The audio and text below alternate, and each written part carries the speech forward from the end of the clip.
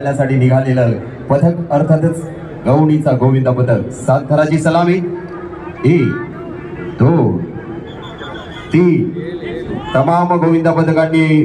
लक्षात घ्यायचं आहे एकाच संधीमध्ये जर तुम्ही सलामी दिली तरच तुम्हाला बक्षीस मिळणार आहे परत संधी नाही आणि खास गवणीचा गोविंदा 1 2 3 चौथा थर यशस्वीपणे 7 थराची सलामी पहिली वेळ गोविंदा पथक या पटांगणामध्ये या महोत्सवामध्ये जर कोणाला तो मान मिळत आहे तर तो गवणीचा गोविंदा चित्त थरारक असा हा क्षण 1 2 3 4 5 6वा थर आणि यशस्वीपणे 7वा थर